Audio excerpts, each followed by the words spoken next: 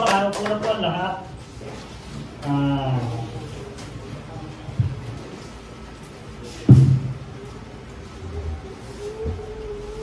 Bago po tayo mag-umpisa, meron lang po akong tanong.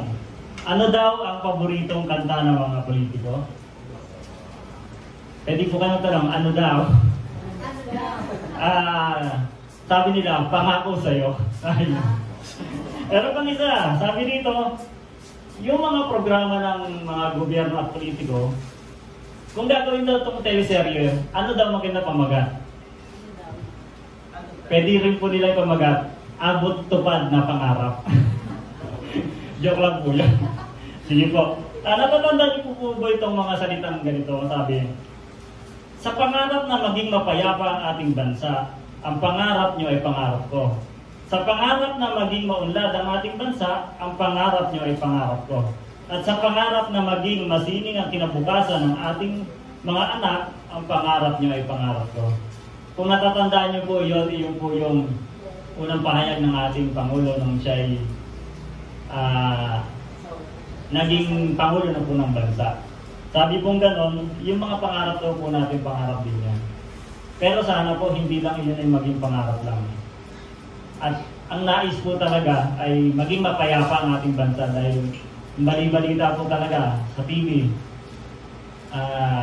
Yun nga po, nagkakainitan po ang China at ang Pilipinas. Pero hindi po natin yung pag-uusapan dahil sila po ang may kakayahan na kung ano man yung dapat gawin. Sila po dapat yung gumawa noon. Ang tayo lang po mga bilang Kristiyano ay manalangin, magtiwala sa Diyos. Sabi dito, yun nga po, yung mga pahayag na yun, yun ang unang pinahayag ng ating Pangulo noon. Alam niyo po ba na bukas pangatlong SONA na po ng ating Pangulong Marcos? Ano po ba yung SONA na yun? Ito po yung SONA na po na yan, 4 na letra lang, SONA. Pag-usapan lang po natin, ang iyon po, yung pinaka-SONA na yun, kumbaga ito yung pagpapahayag kung ano yung mga narating na ng ating bansa, dadatingin pa ng ating bansa, yung ninanais, yung kalakasan ng ating bansa, meron ba? Meron gano'n, yung lahat po na para sa bansa at para sa mamamayan nito, nag-ano po sila ko ba? Reporting po. Yun po, yung yung pinaka-tema po nun, dapat talaga ma-report ng tama kung ano yung kalagayan ng ating bansa. State of the Nation Address, sabi nga. Yung po, gaganapin na po bukas yun. Kung makakapanood po kayo, mas maganda po. Ano ba yung SONA nga na yun? Hindi lang naman yun sa gobyerno, meron din sa, sabi nga po ni Aristotle, yung philosopher, sabi ni Aristotle, sa kanya, SONA, yung substance, observation, nature, and action. Substance, discuss the essence of things, sabi nga. Observation naman, observation, experience, and understanding the world. Sa nature, yung N, nature and natural sciences. Yung A naman niya, is focus on ethics and the role of purposeful action in achieving the good life. Yun yung pinaka sa ni Aristotle pagdating dun sa ganong SONA. Yun po, sabi naman po ni Peter Drucker, kasi yung SONA po na yan is yung pag-predict ng mga kalalagay ng ating bansa. Sabi naman dito, the best way to predict the future is to create it. Kaya nga sana hindi lang po puro pangako. Hindi lang po puro pangarap. The best way to predict the future is to create it. Sabi nga. Pagdating naman po sa Bible, meron po ba sa Bible yan? Kasi ito pong i-elaborate natin yung SONA, S-O-N-A. Sabi naman po sa Proverbs 16:3, commit thy work unto the Lord, and thy thought shall be established. Iukol mo sa Panginoon ang iyong mga gawa at ang iyong mga panukala ay matatatag. Kailangan hindi lang po talaga yung mga panukala yan, dapat maitatag po yan. Isabuhay, kumbaga maisagawa sa bansa man o sa mamamayan. Ang pamagat po ng ating pag-uusapan is Count Your Blessing. Mula po sa Psalm 103, 2 and 3. Ito po yung sinasabi ko. Sa verse 2, purihin mo ang Panginoon o kaluluwa ko, at huwag mong kalimutan ang lahat niyang mga biyaya, na siyang nagpapatawad ng lahat mong mga kasamaan, na siyang nagpapagaling ng lahat mong karamdaman. Hindi lang naman po pala yung mga physical o material na pagpapala, kundi lahat po. Sabi gano'n, huwag mong kalimutan ang lahat niyang mga biyaya. Marami pong biyaya ang Panginoon. Tunay nga po na tayo ay nakakatanggap ng biyaya. Nandirito po tayo dahil sa biyaya ng Diyos. Ang kalakasan po natin dahil sa biyaya ng Diyos. Ang lahat po ng ating mga pangangailangan na na-meet na po natin nung nakaraang linggo dahil po sa biyaya ng Diyos. Yung bawat maaliwalas na pag-iisip, yung bawat katalinuhan na nagagamit natin, biyaya po yan ng Diyos. Umpisa na po natin sa letter S dahil apat na naman po pag-uusapan natin. Pero ang pamagat po nun, count your blessings. Ito po yung unang letra S, stand for strength. Lakas, tibay o puwersa o pagiging mabisa. Sa kalakasan po, kailangan po natin ng faith. Dahil ang kalakasan po, hindi po lahat ng malalakas may pananampalataya. Sabi po rito, I can do all things through Christ who strengthened me. Sabi nga naman, Philippians 4:13. Mga pananampalataya. May malalakas na tribo noong unang panahon na sa pagsigaw lamang po, natatalo po nila yun. Sabi po rito, ang tanong po dito, kapatid, ano ba ang problema mo yun? Sakit? Kalusugan ba? Sabi nga, pambayad ba? O pera? Sabi nga nun eh. Sa Philippians 2:9 and 11, sabi rito, wherefore God also hath highly exalted him, and given him a name which is above every name. Sa pangalang Jesucristo po, ibinigay po ang pinakamataas na pangalan. Kaya po yung ating mga problema, yung ating mga kinaharap, pangalanan niyo na po. Sapagkat ang ating Panginoong Jesus ay, ang pangalan niya ay pinakamataas sa lahat ng pangalan. Kung ang pangalan ng problema niyo sakit, cancer, pangalanan niyo na po yan. Jesus Christ is above. His name is above all. Sabing ganun po rito, upang sa pangalan ni Jesus ay iluhod ang lahat ng tuhod na nangasa langit at nangasa lupa, sa ibabaw at nangasa ilalim ng lupa. Hindi lamang po sa panahon natin o sa New Testament sinabi. Ganoon din po sa Isaiah 45:23, ipinauna na po ng Amang Diyos yun. Isaiah 45:23-24, sabi rito, ako'y sumumpa ng aking sarili, ang salita ay nakabitaw sa aking bibig sa katwiran, at hindi babalik na sa akin, ay luluhod ang bawat tuhod, bawat nila ay susumpa. Sasabihin nila si Yahweh lamang ang matuwid at malakas, at mapapahiyas sino mang sa kanya'y maghimagsik.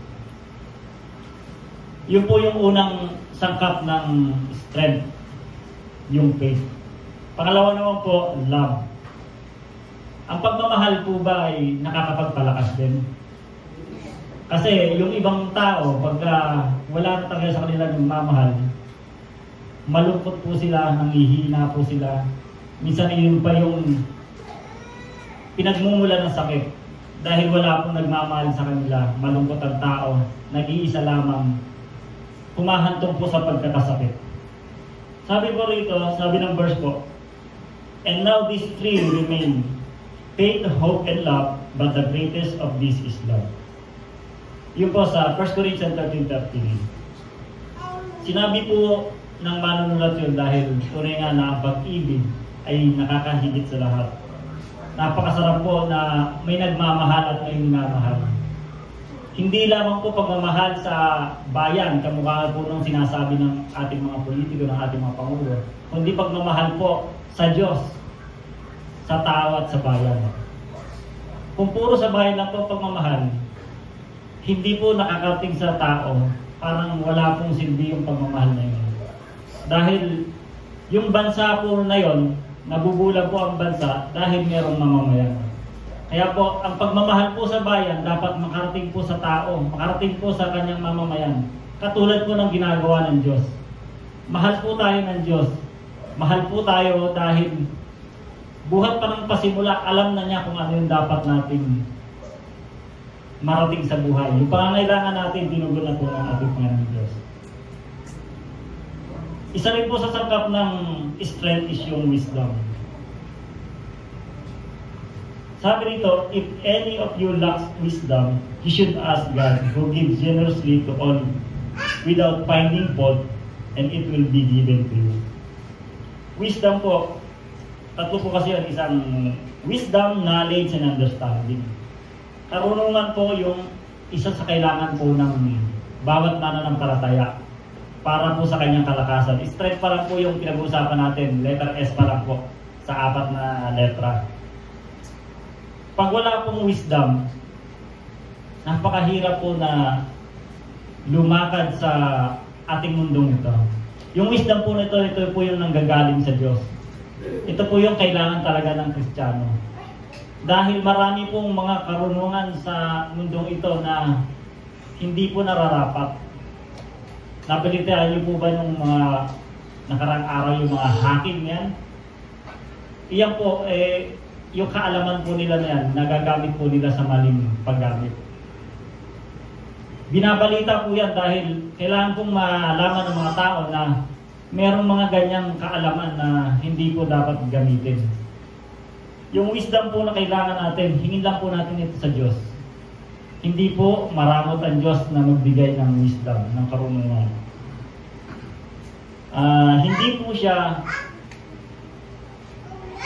Hindi po siya yung kailangan mong kulitin ang kulitin. Kumbaga, kailangan mo nito, ibibigay ko ito sa iyo. Hindi po yung gusto lang. Yung iba kasi gusto lang, gusto ko to, gusto ko yan. Yung iba po, ganun po ang kailangan. Kaya bibigay po ito ng Diyos yung karunungan, lalo na po sa mga mag-aaral, lalo na po sa mga pastor, lalo na po sa mga Kristiyano na namumuhay sa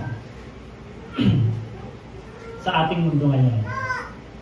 Ganon din po sa gobyerno. Kailangan din po talaga ng wisdom ng bawat nanunungkulan sa gobyerno. Number 2 naman po tayo, letter O. Ito po yung opportunities. Yung O po natin sa SONA, opportunities na po stand nun. Pagkakataon or kapanahunan. Kamukha po nito, may pagkakataon po tayo magpuri sa Diyos, nandito po tayo. Yung pagkakataon na to, hindi po dapat nating sayangin. Pagkakataon na mag-aral yung mga kabataan, dapat po mag-aral. Pagkakataon na mag-ehersisyo tayo para sa ating kalusugan. Pagkakataon po lahat yan, dapat po natin gawin lahat po yan. Sabi po sa verse ng Acts 1:8, but you will receive power when the Holy Spirit comes on you, and you will be my witnesses in Jerusalem and all Judea and Samaria, and to the ends of the earth. Witnessing po. Pagkakataon po natin na magpatotoo. Hindi lamang po dito sa pulpito, hindi lamang po sa simbahan, kundi sa lahat po ng pagkakataon. Basta meron po tayong pagkakataon, tayo po'y magpatotoo. Ang ipapatotoo po natin is yung kabutihan ng Diyos na ginawa niya po sa atin. Yung katagumpayan ng ating Panginoong Hesus sa krus ng Kalbaryo. Saan man po tayo mapunta? Sa ating trabaho, sa ating school, sa mga kasamahan po natin sa trabaho, magpatotoo po tayo. Dahil yung opportunities po niya, sayang. Marami po ako nadidinig ng mga patotoo na sana nung bata pa ako, tumanggap na ako sa Panginoong Jesucristo. Sana nung malakas pa ako, nakasama ko sila sa pag-evangelize. Sana, lahat puro sana dahil umikli na po yung opportunities nila, yung pagkakataon nila na magamit sila ng Diyos. Yun po yung pagkakataon na yun. Binigay lamang po sa atin yun ng Diyos dahil panahon po natin ito. Panahon po tayo ng biyaya. Kaya yung pagkakataon nito, huwag po natin sasayangin. Pangalawa naman po sa opportunities is service. Sabi ko rito, which of you should use whatever gift you have received to serve others? as faithful stewards of God's grace in its various form. Sa iba't ibang uri. Kailangan po, meron po tayong service. Kumbaga, meron tayong paglilingkod. Una-una na po yung gobyerno, paglilingkod sa kanyang bayan, paglilingkod sa kanyang nasasakupan. Mula po sa Pangulo hanggang sa barangay. Nandiyan po dapat yung good service. Meron din po kasing bad service. Ginagawa lamang po nila ito dahil meron kapalit. Ginagawa lamang po nila ito para sila iboto. Ginagawa lamang po nila dahil meron silang intensyon sa kanilang pagtulong. Katulad po ng mga programa na yan, nakakatulong po sa tao. Pero ano po yung kapalit? Ano po yung yung inaasahan po nila? Kaya po bilang Kristiyano, sabi rito, you should use whatever gift you have received. Gamitin po natin kung ano man yung natanggap natin. Bilang estudyante, gamitin po natin ito, mag-aral po tayo ng mabuti. Bilang mga nanay o tatay, gamitin po natin yung service natin yan para tayo'y makita rin po ng iba, pamarisan, maging ilaw at asin. Kasi pinapanood po tayo ng sanlibutan kung ano yung buhay natin. Pinapanood po nila tayo kung ano yung galaw natin sa buhay. Dapat po kahit anong iba't ibang uri man yun ng regalo sa atin ng Diyos, regalo po lahat yun eh. Katalinuhan, kalakasan, gamitin po natin ito bilang paglilingkod. Paglilingkod po sa ating sambahayan, paglilingkod po sa simbahan, paglilingkod po sa ating kapwa. Dahil sila po yung kasama natin, hindi po natin yan maiiwasan. Hindi po tayo dapat maging mapili. Ang nakakalungkot lamang po, yung ibang mga Kristiyano nakikita natin na hindi ako dyan pupunta dahil squatter area. Meron po tayong maririnig na gano'n. Hindi po ako pupunta dyan dahil mayayaman sila, matatalino sila. Dapat hindi po gano'n. Ang paglilingkod po, anuman po ang uri ng ating makakaharap.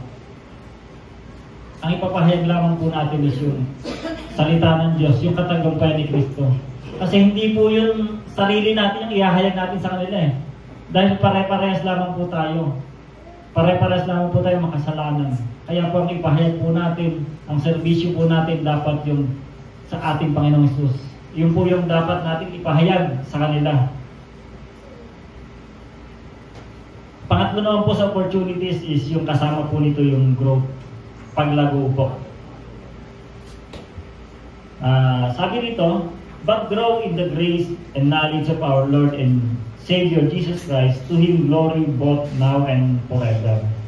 Sa 2 Peter 3:18. Yun po yung paglago na kailangan natin.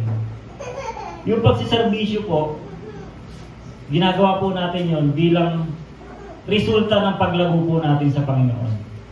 Hindi po tayo lumalago para magserbisyo. Yung serbisyo po ay paglago po sa ating katatayuan bilang Kristiyano. Dahil kailangan po ng bawat Kristiyano yung paglago.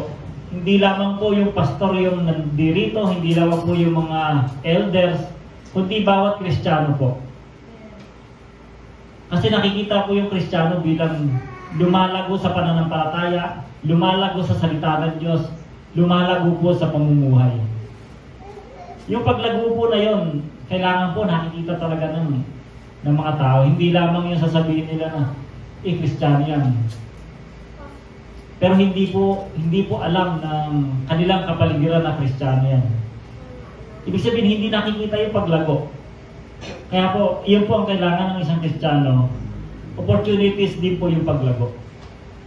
Ano man yung ating matututunan, paglago po yun sa ating buhay Kristiyano. Pagkakataon yun na ating kailangan. Paglago po sa pamumuhay, paglago sa pananampalataya. Ganon din sa pagpapahayag ng salita ng Diyos, dapat lumalago rin po tayo. Hindi lang tayo ma-stay sa kautusan. Hindi lang tayo ma-stay sa mga Old Testament na pamamahayag o salita ng Diyos. Binigay na po yung New Testament. Lumago po tayo sa salita ng Diyos, sa salita ng biyaya. Lumago po tayo dapat sa tinapos na gawa ni Jesus sa krus ng Kalbaryo. Dahil iyon lamang po yung makakapagpabago ng buhay. Hindi po mababago ang buhay ng tao pag sinabi mo yung mga kautusan.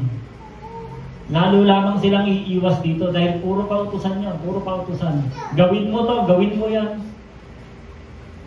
Masusumpa ka pag hindi mo ginawa. Hindi po ganun ang kailangan ng tao.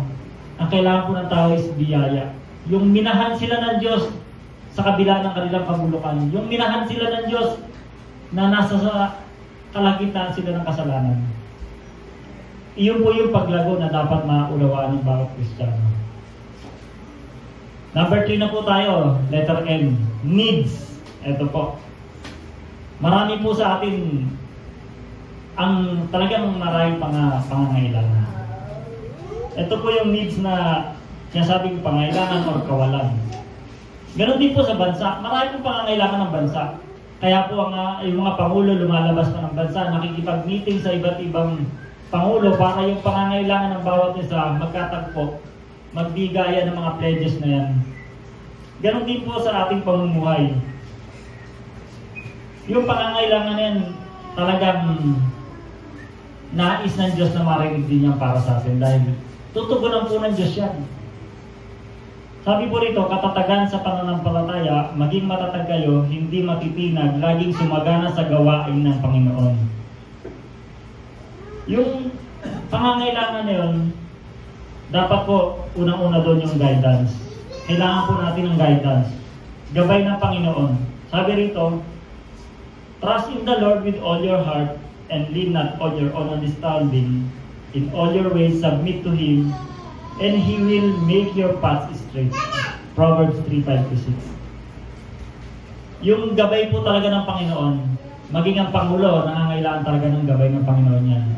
Nakakalungkot lamang yung ibang mga Pangulo. Nakikita nila na siya na yung pinaka-powerful. Marami po sa ibang bansa na gano'n. Naghahamon ng digmaan dahil ang alam nila, powerful po sila. Hindi po nila nakikita yung gabay ng Panginoon sa kanilang buhay. Maisipan nila na ito yung pamumuhay na kailangan ng bansa ko, ito yung gagawin ko. Maging komunista man ito o maging republika man ito, sa kanilang isip nang gagaling yung kanilang pamumuno. Pero yung guidance po ng Panginoon, kailangan po ito, lalo-lalo na sa mga pinuno ng bansa. Maging sa mga Kristiyano, sa ating pamumuhay bilang Kristiyano, sa ating pamilya, sa mga pastor, guidance po talaga ng Panginoon ang kailangan. Dahil, yun nga po, ilagay po tayo niya sa tamang daan, sa mabuting pamumuhay, sa masaganang pamumuhay. Yung guidance po ng Panginoon, nandiyan po palagi. Pangalawa naman po rito is yung needs, salvation.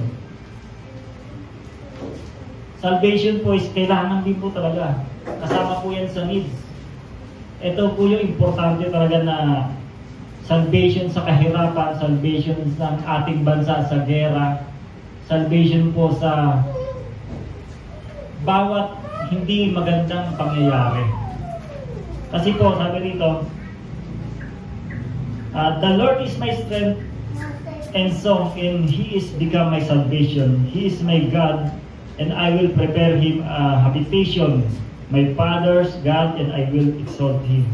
Yan po sabi nila Moises at ng Israel nung umaawit po sila. Yung salvation po na yun talaga nagdadala sa atin ng matibay na pagkakataon upang purihin po ang Diyos.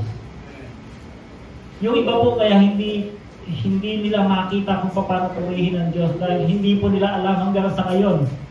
Naligtas ba sila? Nakakapagpahayag sila ng sermon pero hindi nila sigurado sa kanilang sarili, ligtas ba sila? Tayo po bilang maliit na church dito, pero naniniwala ako na patuloy po ang paglago natin. Naniniwala po ako na dadami po tayo. At naniniwala rin po ako na tayo ay mga ligtas na. Lahat po ng ligtas magsabi ng malakas na amen. Marami po yung mga namamahayag na hindi po sila sigurado ligtas na. Ang tagal na po sinabi ng Panginoon ng ating amang Diyos na siya yung kaligtasan. Pero gumagawa pa rin sila ng paraan para sa sarili nilang kaligtasan. Ano ba yung magagawa mo upang ikaw ay maligtas? Wala po. Ang kaligtasan lamang ay nagmumula sa Diyos, sa ating Panginoong Hesus, nagmumula kaligtasan. Kahit sinasabi po nila, anong hindi kailangan ng gawa para maligtas? Kailangan mong gumawa para maligtas, hindi po totoo yun. Kailangan pong tanggapin ng Panginoong Hesus para maligtas, gawa yun. Hindi po gawa yun. Iyon po is binigay po na deserve ng Diyos para sa atin. Yung pagtanggap po natin sa Panginoon, resulta po yun ng pagmamahal sa atin ng Diyos. Yung ginawa po ng Panginoong Hesus sa krus ng Kalbaryo, nakita po natin, nadinig po natin, nabasa natin. Kaya po tayo nakapag-decide na tanggapin ang ating Panginoong Hesus.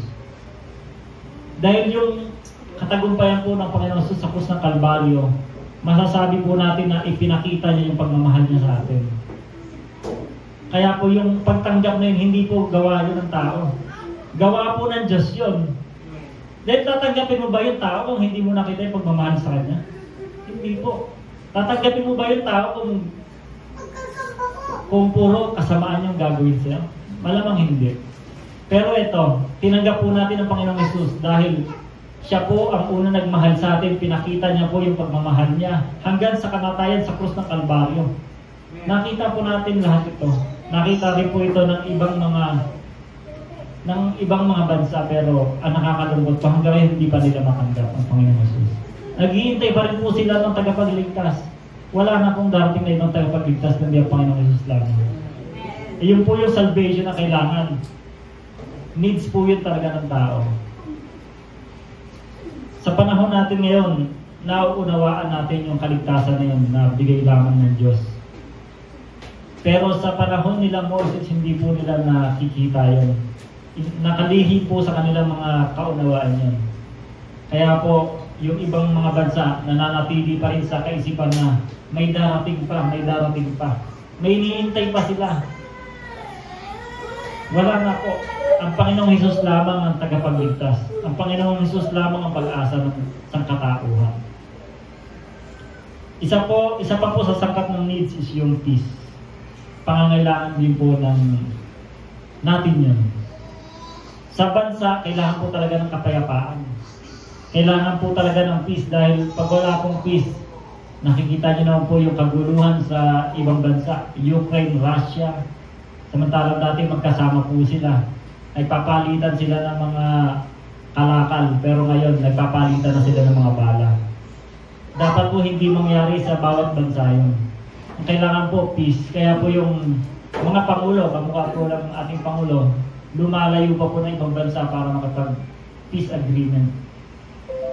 Kailangan po ng bawat bansa yan. Pero hindi po tayo aasa sa bawat pangulo lamang. Ang kapayapaan po natin ay nasa ating Panginoon, nasa ating Diyos.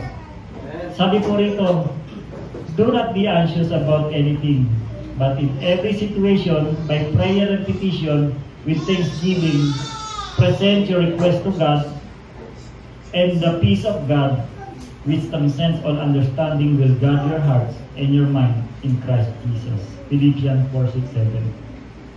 Yung kapayapaan po na yun na binigay ng Diyos sa atin ng mag-iingat po sa ating puso. Yun nga po, kung hindi po natin alam na tayo ligtas na, hindi po tayo mapapanatag. Hindi po tayo magkakaroon ng kapayapaan sa ating isip. Kaya yung kapayapaan na binibigay ng Diyos sa atin ay iba sa kapayapaan na ibinibigay ng mundo. Ang mundo po mapayapa lamang pag maraming pera. Ang mundo po mapayapa lamang pag walang kaaway. Pero ang mga Kristiyano, kahit may mga umuusig, mapayapa pa rin. Napatunayan na po yan ng ating mga apostol. Nakakulong po sila. Si Pedro, si Pablo, nakakulong po sila pero mapayapa po ang isip nila. Nakakapagpuri pa po sila sa Panginoon. At isa po sa kwento nung kay Pedro na yun, nakakatulog pa siya kasama ng mga bantay sa selda. Ganun po kapayapa pag mayroon Panginoong Hesus sa puso. Kaya po, sa ating bilang Kristiyano, dapat po payapa po ang isip natin dahil nasa sa atin na po ang Panginoong Hesus. Nasa sa atin na po yung nagbibigay ng kapayapaan. Huwag po tayong maguluminahan sa mga kawalan, sa mga sakit. Dahil po yung manggagamot ay nasa atin, kasama po natin. Yung nagbibigay po yung blessor po, kasama po natin yan. Kaya yung kapayapaan na yan, magbibigay sa atin ng kapanatagan sa ating buhay. Magbibigay sa atin ito ng maayos na pamumuhay. Dahil sigurado po tayo, dahil ang ating Panginoong Jesus ang kasama natin. Tinanggap po natin siya bilang Panginoon, siya na po ang bigyan natin ng karapatan na mamuhay na kasama po natin. Hindi po tayo dapat umasa sa mga politiko. Pero kasama po natin yan dito sa lipunan. Ginagamit din po sila ng Diyos para makarating sa atin yung pagpapala. Pero ang tunay pong nagbibigay ng pagpapala ay ang ating Panginoon Diyos. Lahat po ng mabubuting bagay ay galing po sa langit. Iyon po yung sinasabi ng Biblia. Hindi po yan galing kay God, galing kay Cap, hindi po. Lahat po yan galing sa ating Panginoon Diyos. Kaya po yung kapayapaan ay magbibigay sa atin ng panatag na pamumuhay. Meron po kasing mga mayayaman. Sabi nila, pag yumaman ako, panatag na, payapa na buhay ko. Hindi po. Mas marami pong mayayaman na hindi nakakatulog once na may kumaluskus lamang sa kanilang gate. Tumahol lang yung aso, gising na. Pero tayo, minsan bukas pa yung bahay natin, tulog na tulog tayo. Tanghali na, tulog pa tayo. Ganun po kapayapaan may Kristo sa buhay. Sa ating paghahanap buhay, payapa po tayo dahil naniniwala tayo na ang nagpapakain po sa atin ay Diyos. Nagtatrabaho po tayo, totoo. Pero yung pagtatrabaho na yon, instrumento lamang yun para daluyan ang pagpapala ng Diyos. Kaya po tayo nakapagtrabaho dahil binigyan na po tayo ng kalakasan.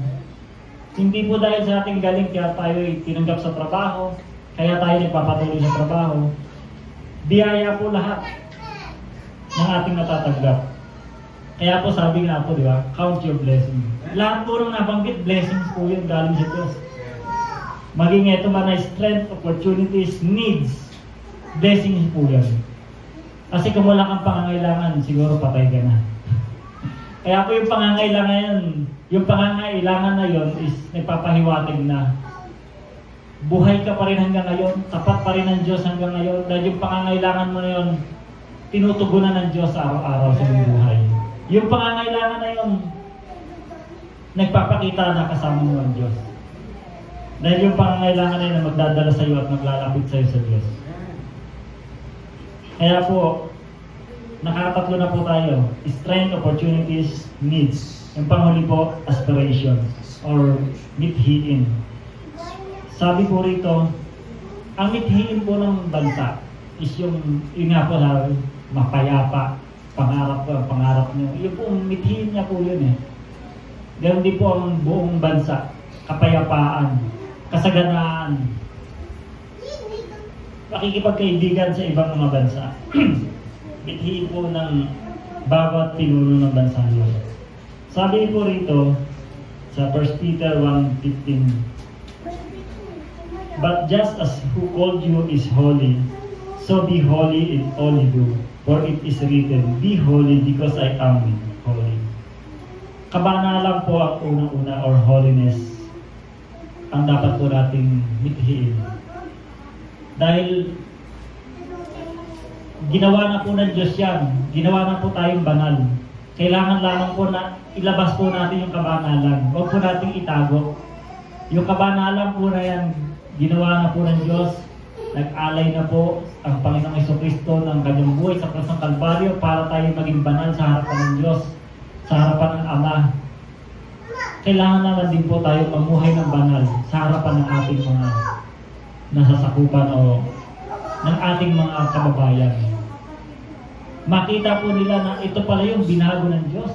Ito pala yung Kristiyanong sinasabi. Maging pamarisan po tayo, maging asin at ilaw po tayo ng sanlibutan para po makita nila na ang Diyos ay banal.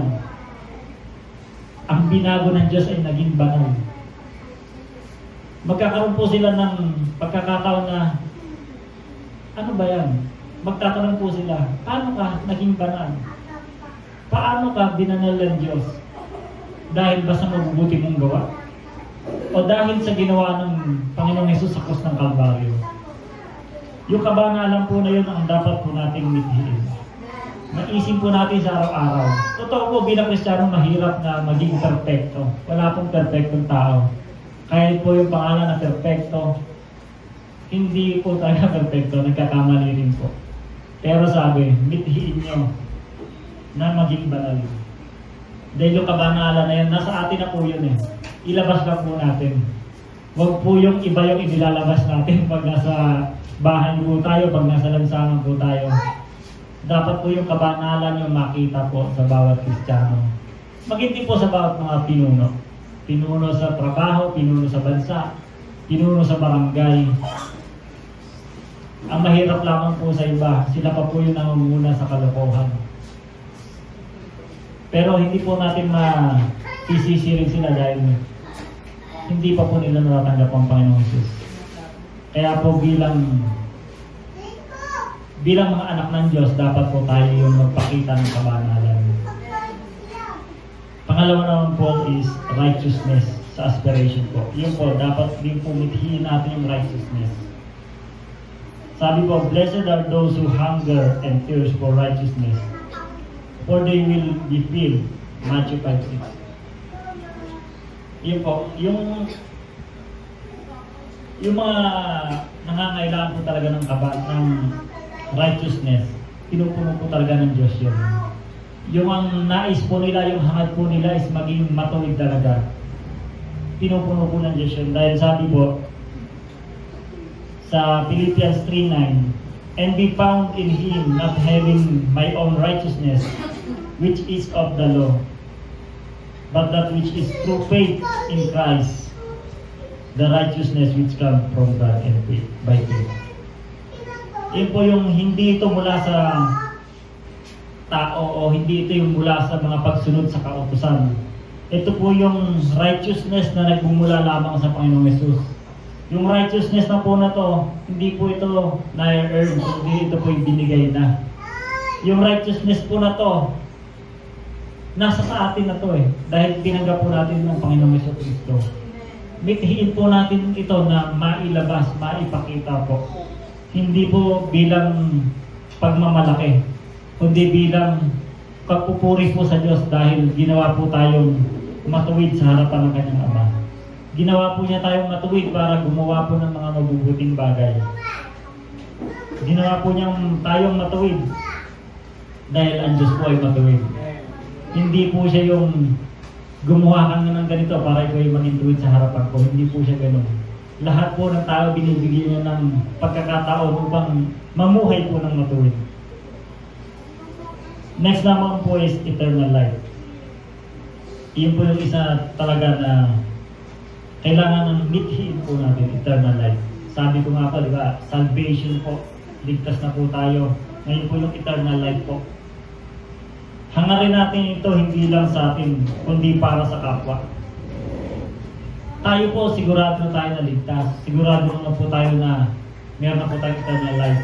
Hangarin po natin ito sa ating mga pamilya, sa ating mga kaibigan, sa ating mga kamag-anak. Ipahayag po natin yung eternal life. Yung ginawa po sa atin ni Kristo na nagdala sa eternal life. Kasi po sabi rito, for God so loved the world that He gave His one and only Son, that whoever believes in Him shall not perish but have eternal life. John 3:16 po, kabisado na po ng lahat.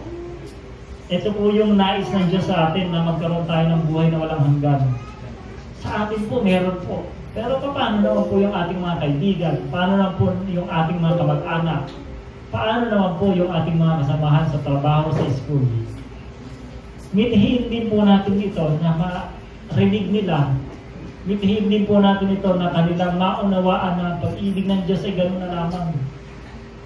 Hindi po namimili ang Diyos na Kanyang mamahalin, na Kanyang patatawarin. Dahil ang nais po ng Diyos ay maligtas po ang lahat. Ang nais po ng Diyos ay magamit po tayo para maging kaligtasan din po ng iba. Paggamit po tayo sa Diyos, hindi lamang po dito sa ministeryo, kundi maging sa labas po. Kaya hindi po tayo dapat maging mapili dahil ang Diyos ay hindi po namimili. Niligtas niya po tayo, hindi po tayo pinili niya upang magmalaki lamang sa iba na ako ligtas na ikaw hindi. Pinili niya po tayo para maging kagamit-gamit po tayo sa kanyang kaharian dito sa lupa. Iyon po yung kaligtasan na inaalok po ng Diyos.